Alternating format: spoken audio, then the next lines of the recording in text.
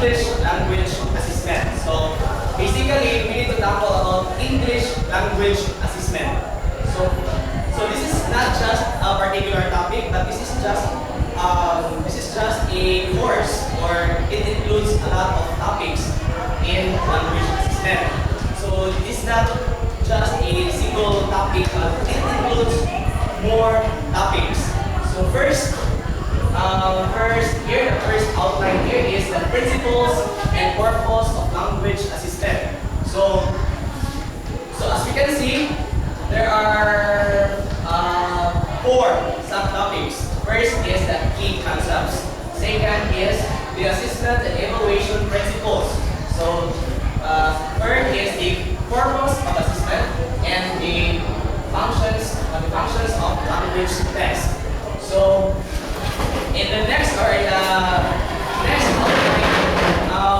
we have a types of language assessment. So, and as we can see, there are three subtopics: the types of assessment and evaluation. Second is the types of assessment rules. Third is the kinds of language tests. So, third topic, so we are going to discuss. I am going to discuss about the approaches and techniques of language testing. So there are two subtopics. First is the approaches of language testing, and second is test technique. So since we are now on topic about assessment, so first we need to know the concepts in this course. So the concepts of this in this particular course. So first, I will give you the concepts.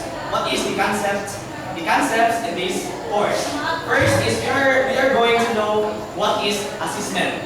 So assessment, as we all know, or based on my research, it is the act of gathering information on daily basis in order to understand individual students' learning needs. So in this context, language teaching and learning assessment refers to the act of collecting information, making judgment about language, learner knowledge of a language, and ability to use it effectively. So first concept is assessment. Take note, assessment. Second is testing. So testing, based on my research, it is the procedures that are based on tests. So we know what is testing, right? Testing is very common in a particular institution in order to test our knowledge, abilities, and so forth. So third concept is language testing. So this is the practice and study of evaluating the proficiency of an individual in using a particular language effectively. So the language testing, it is referred to the proficiency of individual and their ability to use it. So next concept, it is the measurement.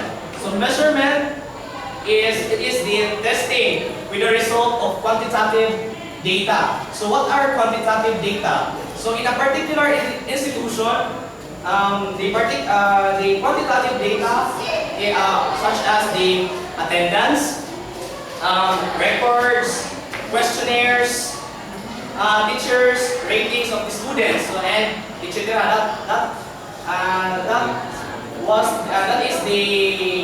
That is the measurement. So next and the last concepts in this topic is the evaluation. So of course, if there is assessment, it should have a evaluation. So of course, evaluation, it is the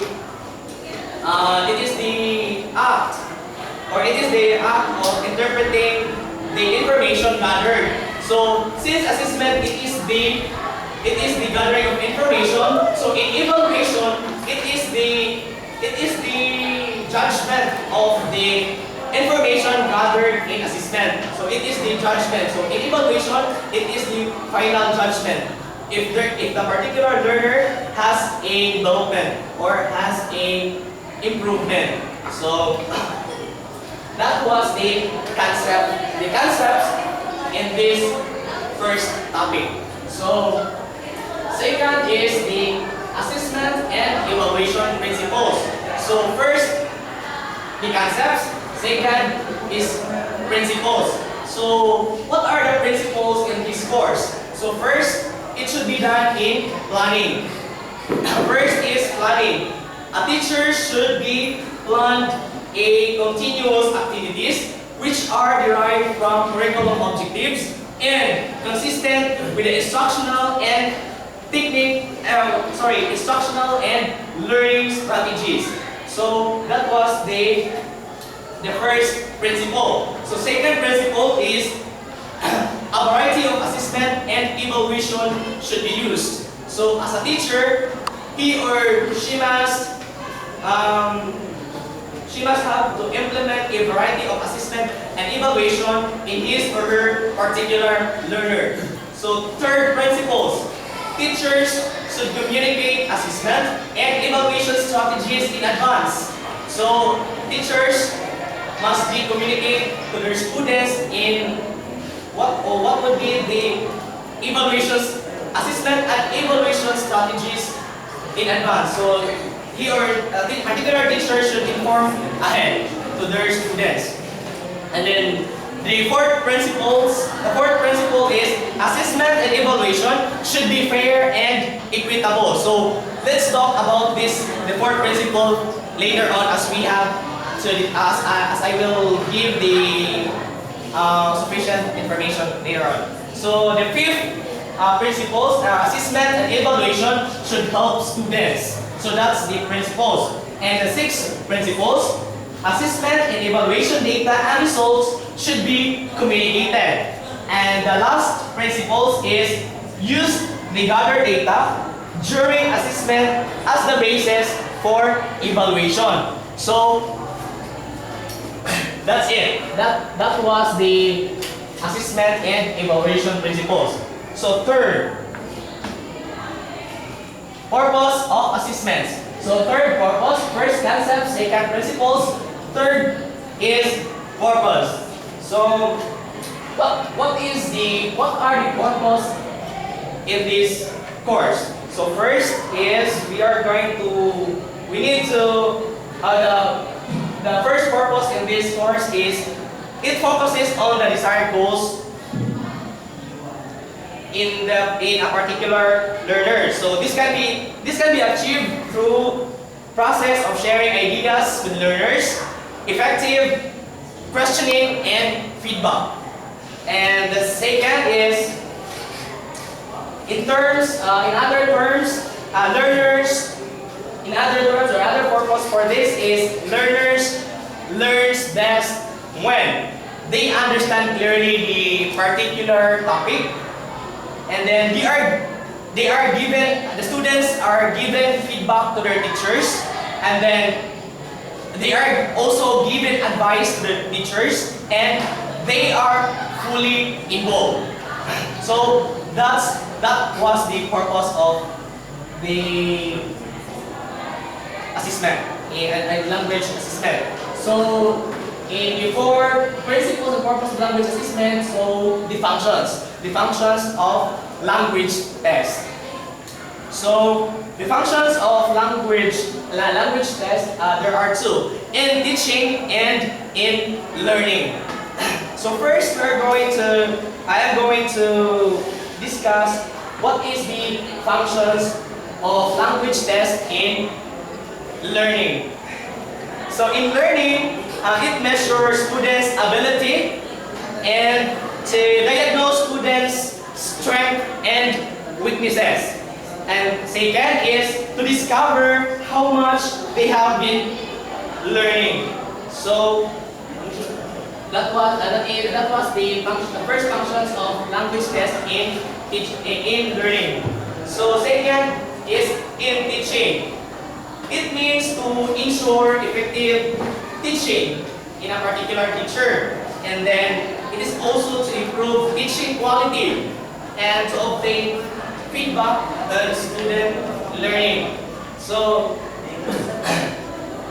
so before I will proceed to the second topic, so it's okay to user if they will ask question first in the first topic. Have you already finished discussing the first Yes, one? the first topic. So Okay. they will. Now, before you let your classmates ask questions, I would like also to know the summary of that part one, if you can summarize all of them, because as I noticed, maybe some parts there have been read by you, but I want also to hear from you how you deliver your report based on the summary of part 1. So in the first topic, it talks about the principles and purpose of language assessment. So first, as I had mentioned a while ago, that we need to. There are 4 subtopics included in this course. So first is the concepts, principles, the purpose, and the functions. So first, the concepts in this course is knowing what is assessment, knowing what is measurement, testing, language testing, and evaluation. So second is we are going to know also what are the principles in this entire course. So first, it should be done in planning, because as a teacher, he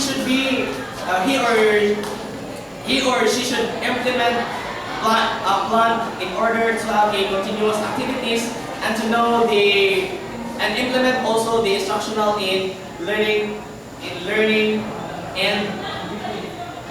strategies. And second is, the third is the functions.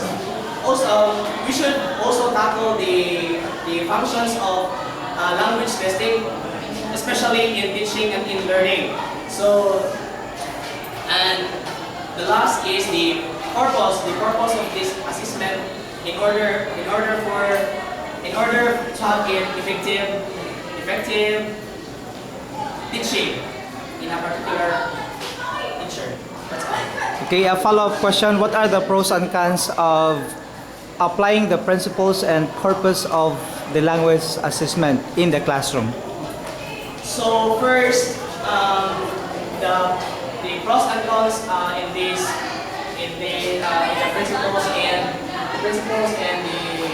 the purpose of in a particular classroom is, first, in assessment is very important because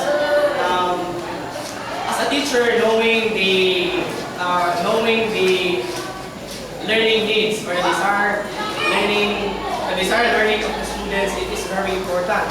So it helps also to evaluate the learning needs of the students. So the disadvantages also, sometimes teachers doesn't give any various assessment to their students. So that is why usually nowadays teachers should label their students. Usually in vernacular they label buko. So without knowing that there are lots of assessment tools to be used in order to identify or to assess where the students excel. So that is why that's the purpose of having or implementing assessment. Okay, questions from your classmates? Any question from the class? Anybody? Anybody from the class? Okay, Tagalis. The first two categories were very much well delivered. It answered the what and the why on language assessment, but I would like to know about the how. How can we, can you give or cite an example as to how we can achieve the purpose and the principles? Yes. Thank you for that question, so in order to achieve the desired goal in a particular learning, teachers should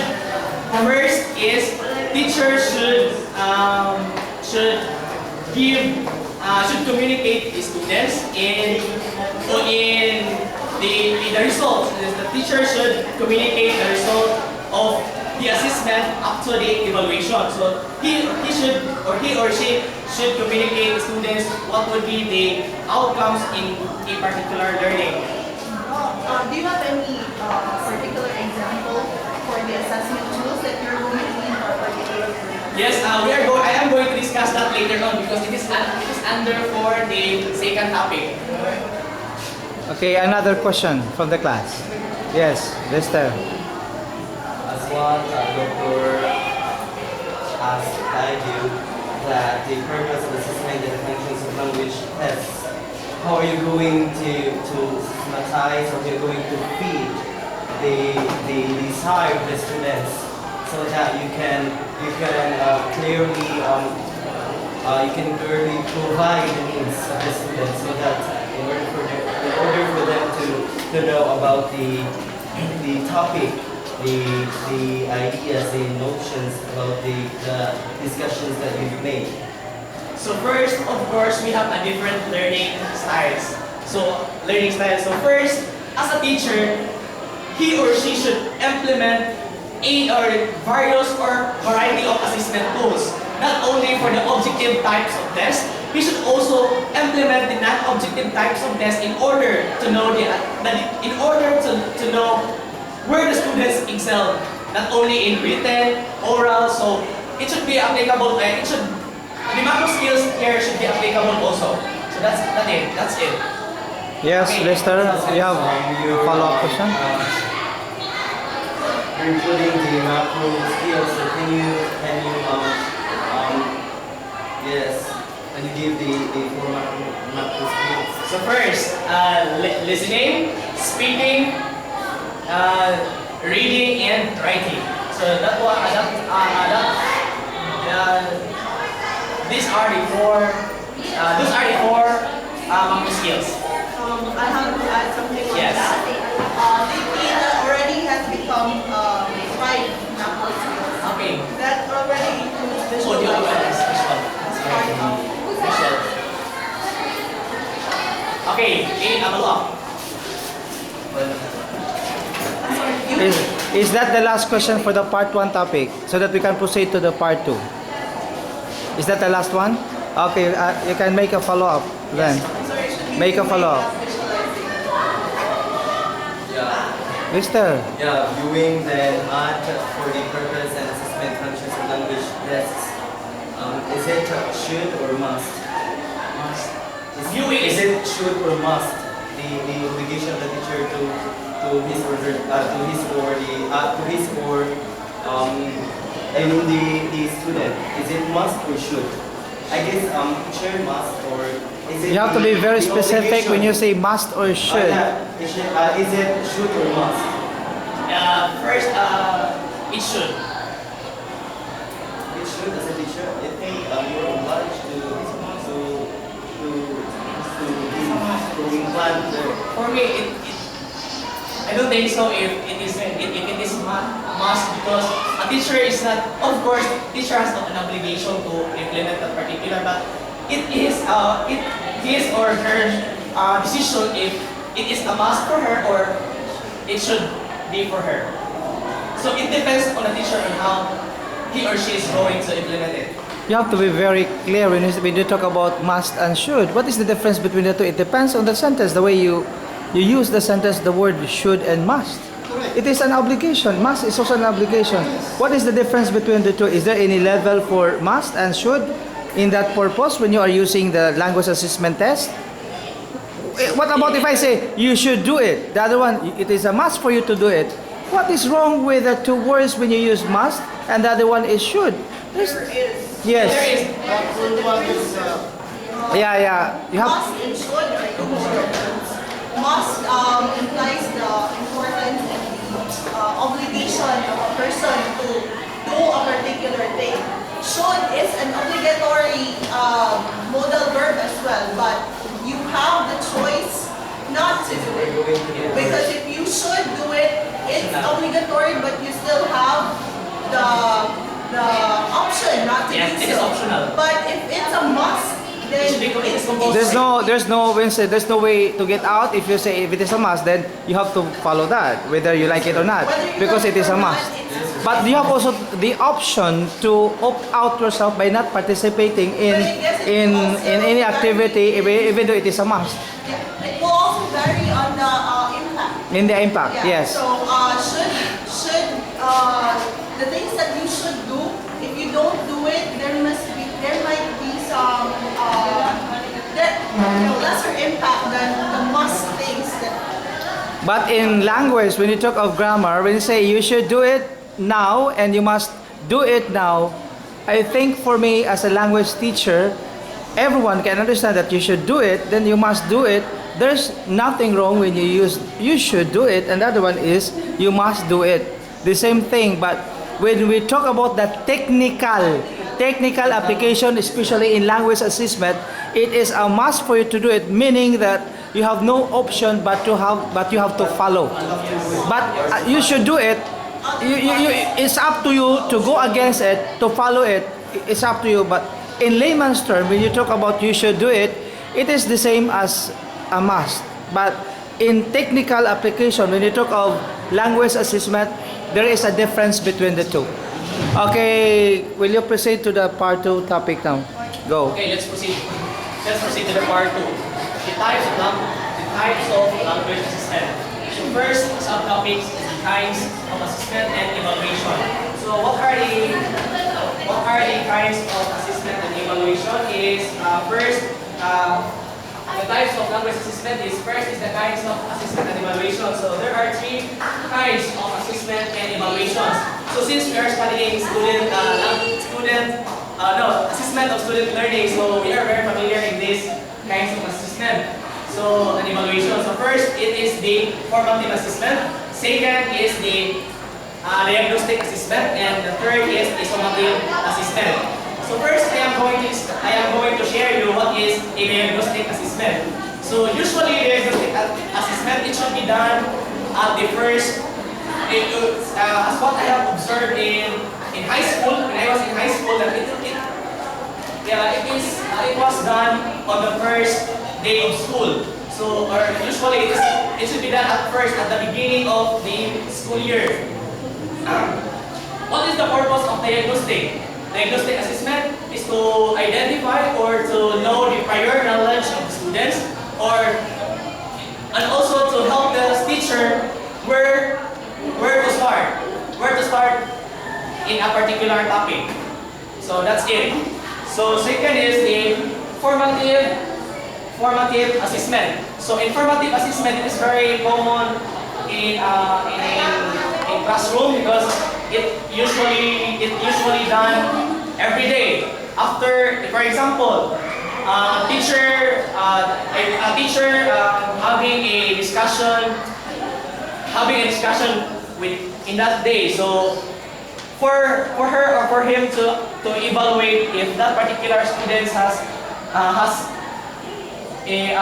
learned, so he or she must implement or give a formative exam. So it is other term for formative assessment. It is a products of learning. So if that day the students should learn in that particular topic that he or she was discussed. So that's it.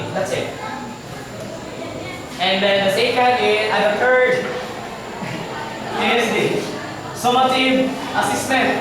So usually summative assessment for example, in high school, it should be done in periodical. First periodical, second periodical, and third periodical. So when we say summative assessment, it is the average of the given exam. It was longer, so it was too long. So it refers to many chapters. It includes units and chapters. So in summative assessment, usually it is the main purpose of summative assessment is to determine knowledge, skills, abilities,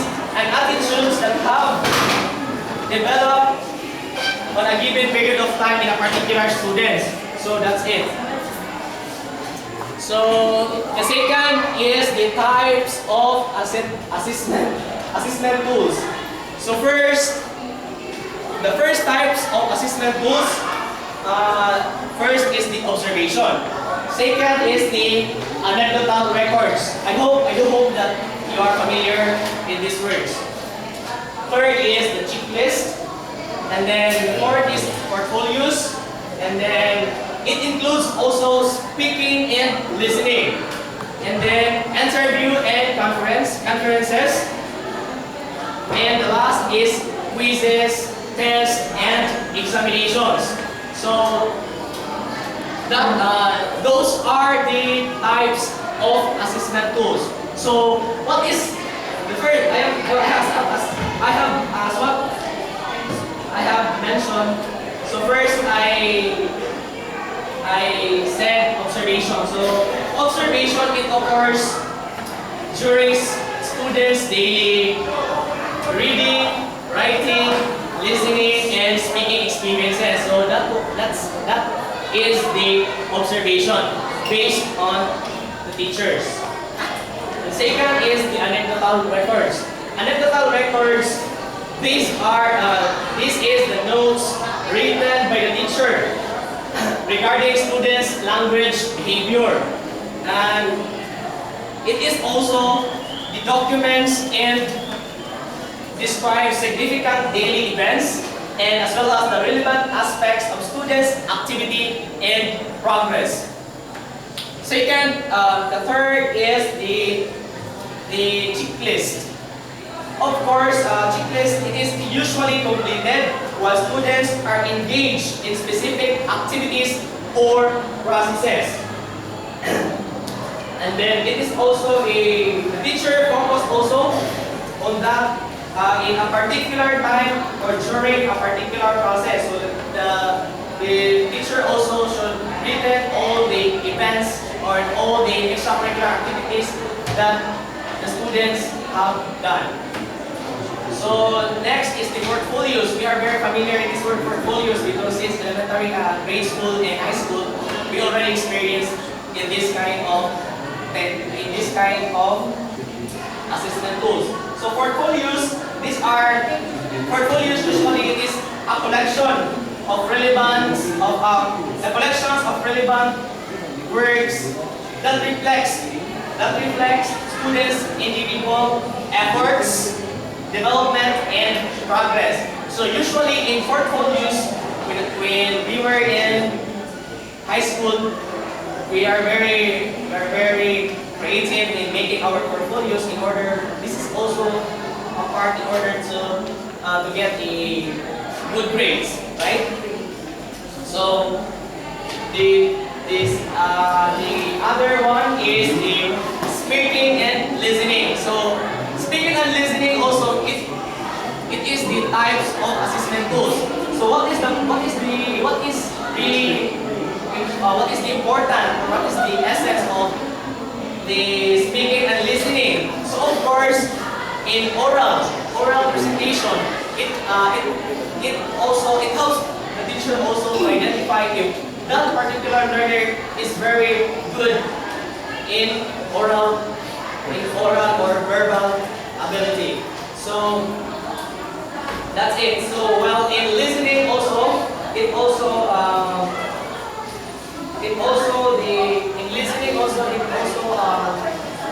helps the teacher if that particular learner have a good memorization and how they capture the details that they hear. That's it. And then the other one is interview. So in interview, teacher-students interviews or conferences are productive means of assessing individual achievement and needs. So during discussion, so teachers can discover students' perception of their own processes and products of learning. So of course, in discussion proper, so if that particular learner, if the teacher is going to ask a question and the students were able time that the teacher can evaluate or can assess that that particular learner is really good in terms of interviews. So next is the quizzes, tests, and examinations. So it is very common.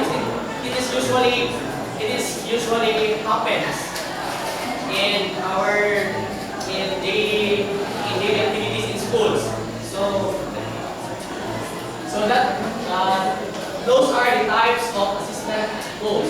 So next is the kinds of language tests. So what are the kinds of language tests? So first, I'm going to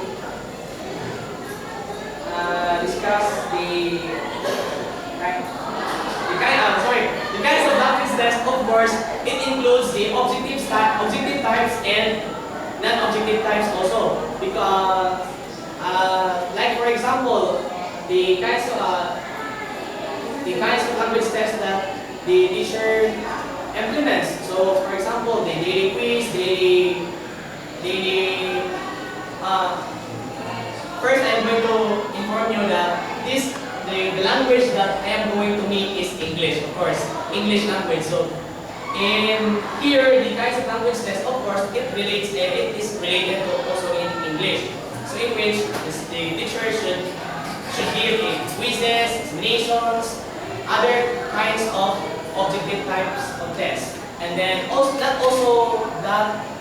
teachers also should be used in non-objective types, which are the performance-based tests for students on how they perform. Like for example, through orally on how the particular oral recitation. Oral participation. That's it. That's one of the language tests. Based on of course, as well as also the other, which is their projects also based on this non-objective type of test. For example, giving a caption from particular, for example, in specific, for example, the particular students the teacher should give the particular photos, and then the student will give a caption of the videos concerning that pictures. So that's it. So now I'm going to discuss the last part, the approaches, Before you impinge on the part 3 topic, approaches and techniques of language testing, I want you to say something again of the part 2 topic, the types of language assessment. You have to summarize or give me the abstract of the part 2 topic. So the types of language assessment. So types of language assessment is very important in a particular in teaching learning process, of course, because it includes the important things to assess the student learning needs. For example, like the tools and the other one, the tools and the testing. So it is very important. It is really needed to implement or to give any quizzes, tests, or examinations in a particular learning process, and in order to know the improvement and development of the students in a particular learning process. Okay, question, Ms. Reponte, do you have question? Do you have question? Yes, sir. You have said a while ago that diagnostic test kind of assessment evaluation is to know or to give the prior knowledge to students before delivering the lesson. And my question is it necessary that you have to give your diagnostic test before delivering the lesson, and why? Yes, it is very necessary because some students because there are two kinds of learners. They usually in grade school. They are not only in grade school, also in high school. They have a fast learner and slow learner. So diagnostic assessment is very important because, of course, if there are students who did not get a passing score, so of course the teacher should give a remedial. While for those students who give the passing grade. So of course, the teacher should implement an enrichment to the class. Do you have a follow-up question? Yes. Is it necessary for you to have give a written test or another way of diagnostic test? What do you mean? I cannot understand if it is necessary for the teacher that before discussing have to give exam to the students before delivering the lesson. That's not what you mean. Yes, you need to give an exam, especially with usually in grade 6. So grade 6 students are specific. Grade 6 students will enter to or will proceed to grade 7. So of course, in grade 7, teachers in grade 7 should implement a diagnostic test so that they will know how or where the students learn or in what are the learnings of the students. What are the learnings of the students in his or her previous grade level? You mean have to like exams and other steps? My question is during discussion. During discussion? Yeah, you said a while ago that diagnostic kind of assessment is to give the prior knowledge to the student before delivering the lesson. So now you explain that in order to. I'm sorry. That's Sorry. No, it doesn't matter in every topic that you are going to discuss. It has a diagnostic, no need. So usually it is given at the beginning of the school year. Specifically, diagnostic assessment is applicable during or the beginning of the school year. Are you now satisfied? Yes, Villar, our guest from the other class.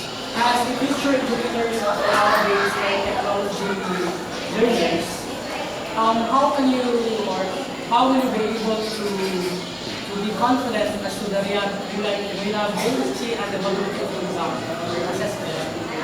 With the reliability and validity.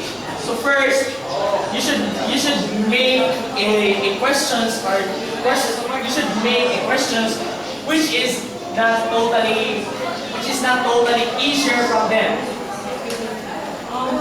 I am asking, based on the new kind of students, whereas there is usage of new high technology, as even for us, we can cheat using our cell phones. How are you able to assess if it is really reliable or it is a valid assessment for a teacher? Excuse me. Yes, yes. May I ask you a question first? Because there is a bit of misunderstanding here. Because what I understood a while ago during your report, from the very beginning up to now, is that this is a language assessment test. And you were saying a while ago that the diagnostic exam is, I think it's kind of different from the language assessment that you're going to give prior to your lesson. Because prior to the lesson, the teacher will make the questionnaire, the questions, right? For the diagnostic exam, you don't really have the task to make questions. Because the questions were already given by the Department of Education. Please correct me if I'm wrong, but there is quite a misunderstanding there. What I understood is that on your report, this is a pre-test that you're going to do in order to assess your students as to how knowledgeable are they on the subject that you're going to teach. That's the main understanding that I got. Yeah. But if you're referring to the diagnostic exam, then I guess there's no point to the question of Crummell because the diagnostic exams are not done by the teacher themselves. Yes. It's already given by the national Department of Education. Department of Education. But not only, actually, it is not only intended for Department of Education. Teachers also is allowed also to give a test questionnaire. So it's not a diagnostic that we were It's not talking a about. diagnostic exam. It's about the pre-test. Oh yes. Pre-test, not the Actually, diagnostic. Aniba is asking. I would like to remind everyone that in the public school, the school itself has the right to make questionnaires for the incoming freshmen. We can make also diagnostic test, entrance exam. We are not dependent on the Department of Education to give or to create or to make a questionnaire. So only the teachers, the principal who approved the type of questions that they are going to give to the incoming freshmen. The Department of Education. The diagnostic test also can be given to any subject teacher for the next level, for example, grade 7. After the enrollment, after the start of classes, we can also give diagnostic test to our, let's say, second year students. After first year, before we start with our lessons, proper lessons, let's say in June or July. So the first thing to do for the subject teacher is to give a diagnostic test based on the subject. For example, English, there needs to be English subject to be given by the teacher just to measure or to know before the teacher will start the lessons that are intended for the incoming second year or third year or fourth year. But that will happen every year. Just only 2 tests, but it does not affect also the performance of every student. Diagnostic test is only knowing the capability or the knowledge of every student. If the student knows the previous, let's say, lessons that particular student took or passed based on the performance of every subject. So I think my question is Yes, would you like to explain that in case the reporter cannot make you, fully understood or adequate to the information that the reporter is going to give to you. But for the diagnostic test, and again, diagnostic test, the Department of Education also will give also a national diagnostic test to all the public schools. But for the school only, for example, Guindarohan National High School, I can also make a memo intended for all for my teachers that they have to give their diagnostic test per subject. But for all the schools in Cebu Province Division, of course, the Department of Education in Cebu Province Division has the sole responsibility and the task to give diagnostic tests, and we have to submit all the scores back to the Department of Education. Maybe that was your question that you clarified a while ago. Yes, very good. Would you like to clarify to us? Yes. If the diagnostic test is given and graded to those students, then that student, like he or she failed that test, then what it will be happen? If ever the student, okay, before I answer that, may I request the reporter, if you have the knowledge, in case the student fails in the diagnostic test, what will happen to the student before the subject teacher starts a new lesson in that year level? Yes, sir, you already answered the question because you said a while ago that whatever will be the exam, it doesn't matter to the Okay, does not only affect, but the teacher must see to it that he must go down or she must go down and try. Okay, the teacher must try something to let the student pass because of. I think there's It depends on the subject teacher. I think, sir, Depends. there will be those students that will fail. Yes, will you please stand up? So Yes. for me, in a diagnostic test, there will be no students that will fail because that is just an assessment of the student if they are already, if As I said, it does not affect the performance, especially for every grading period. The grading period is not a part of that diagnostic test. This is only, just only to know how the students are knowledgeable about that subject.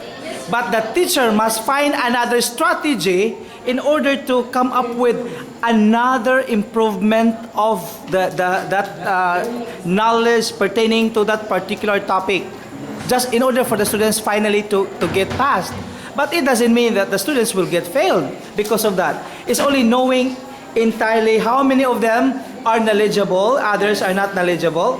But as I said, diagnostic tests will also come from the other national, national Department of Education. That's a central office, national regional office, Region 7, or division office. So we have nothing to do, but we have to follow because that is the order given by every division will give the diagnostic test. But we have our own diagnostic test to our students.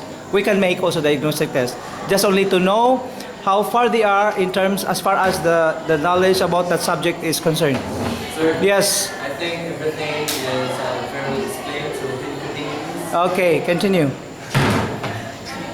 Okay, let's proceed to the third topic, the approaches and techniques of language testing. So first, on my research, it includes approaches of language testing.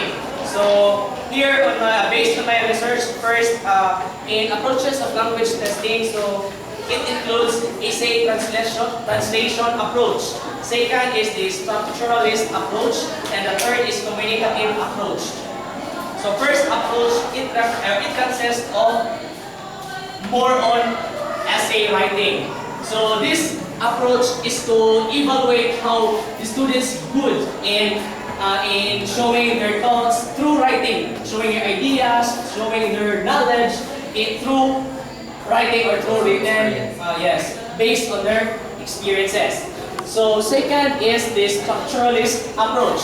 So based on my research, it is to test also the vocabulary and grammar of the particular learner. So it includes on the